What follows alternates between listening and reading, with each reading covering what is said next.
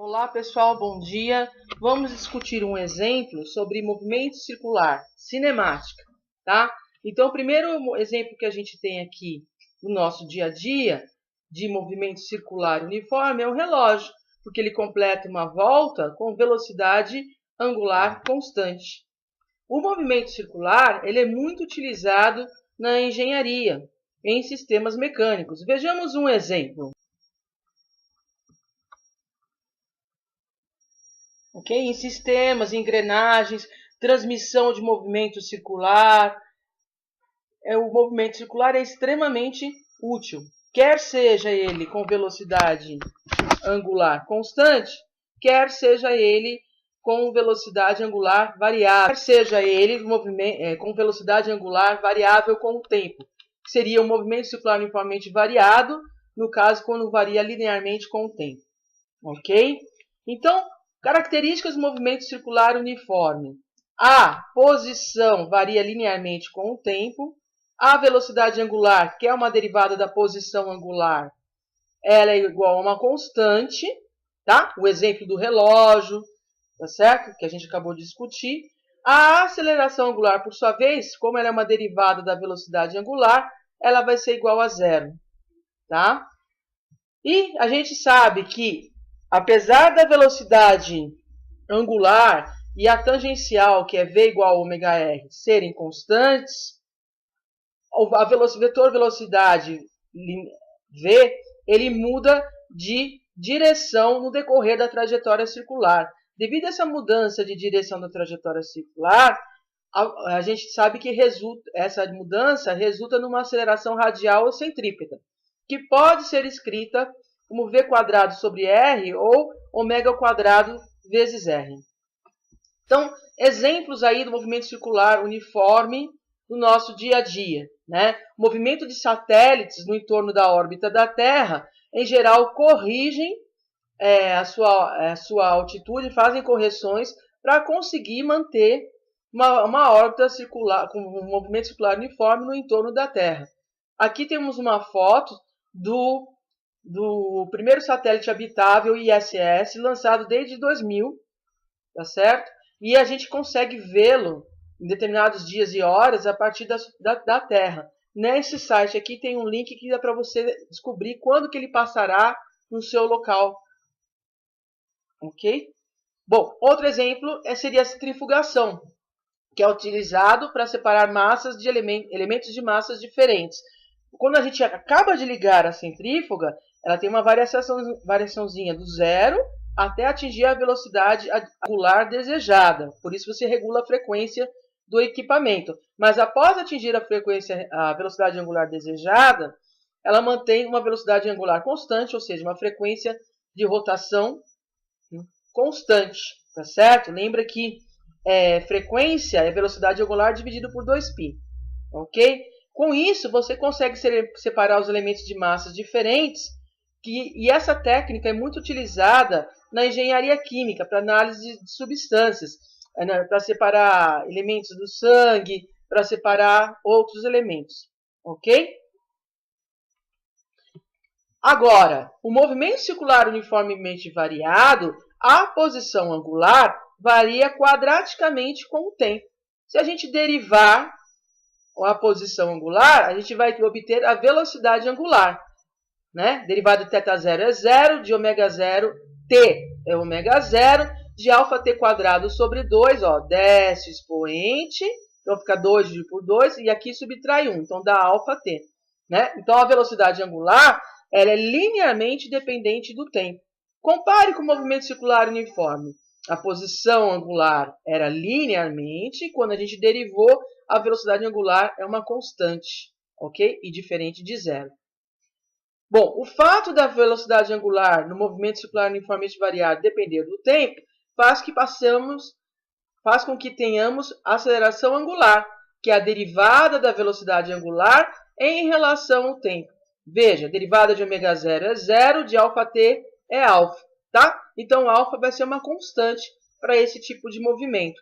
E aí vale também uma equação similar ao que vocês aprenderam, a equação de Torricelli no movimento retilíneo. Só que agora, ao invés de v, temos velocidade angular. Então, velocidade angular ao quadrado igual a velocidade angular inicial ao quadrado, mais 2 vezes alfa, que é a aceleração angular, vezes delta θ, que é a variação da posição angular.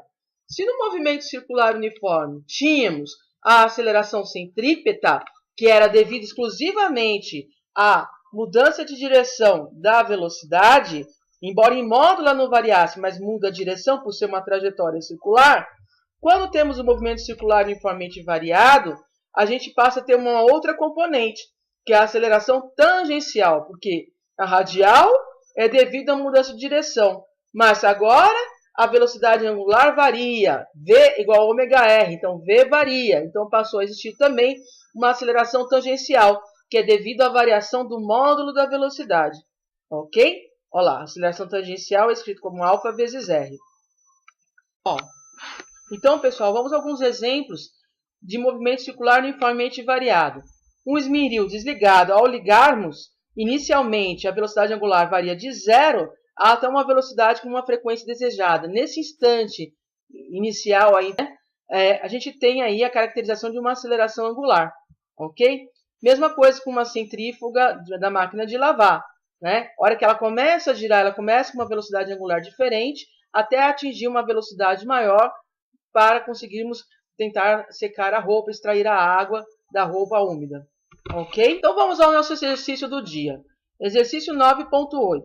Uma roda gira em torno de um eixo que está na direção z. A velocidade angular é menos 6 radianos por segundo para t igual a 0 segundos. Aumenta linearmente com o decorrer do tempo e é de mais 8 radianos por segundo para t igual a 7 segundos. Consideramos a rotação anti-horária como positiva. Letra A. A aceleração angular neste intervalo de tempo é positiva ou negativa? Letra B. Em qual intervalo de tempo a velocidade angular da roda aumenta? Diminui? C. Qual é o deslocamento angular para t igual a 7 segundos? Vejamos, né? Então, de acordo com a convenção de sinais, quando ômega aumenta no sentido anti-horário, a velocidade angular é positiva. Tá? Quando a roda gira no sentido horário, a velocidade angular é negativa. O eixo de rotação está perpendicular aqui à tela do seu computador. Então, a primeira pergunta é: a aceleração angular neste intervalo de tempo é positiva ou negativa? Então, vejamos os dados que nos foram fornecidos.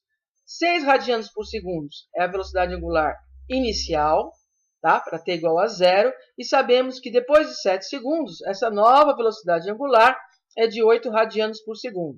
Então, a aceleração angular é a variação, a aceleração angular média, hein? É a variação da velocidade angular pela variação temporal.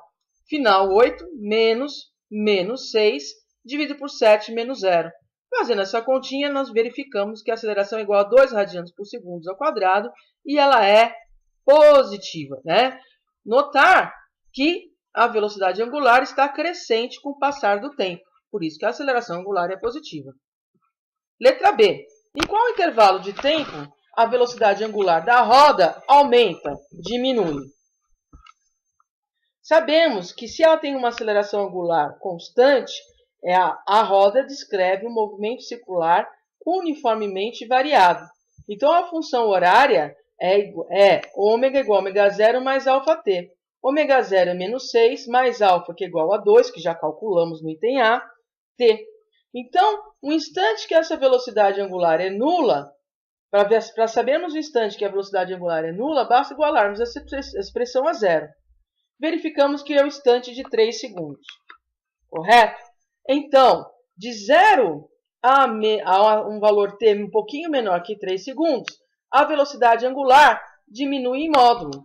Com 3 segundos, a velocidade angular é nula, e para maior que 3 segundos, o módulo da velocidade angular aumenta. Vamos verificar? Basta utilizarmos a função horária da velocidade angular e substituirmos valores de tempo.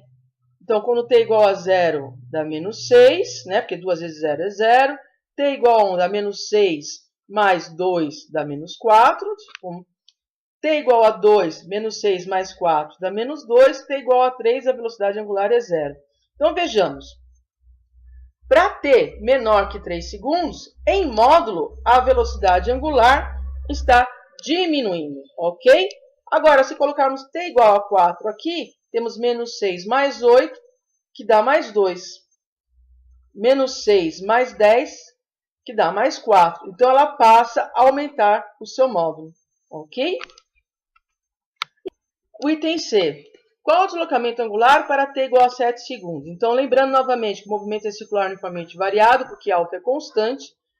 A variação da posição angular é θ igual a θ0 mais ω0t, mais meio de αt quadrado. Θ menos θ0 é igual a menos 6t mais meio de α2t quadrado.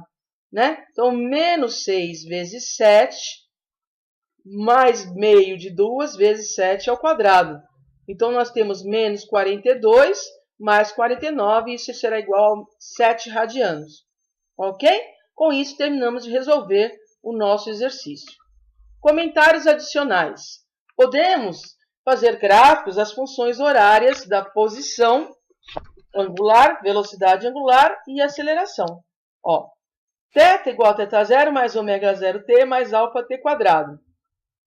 Se a gente assume que ele parte da posição angular 0, θ igual a menos 6t mais meio de 2 vezes t quadrado, porque a gente já calculou o alfa.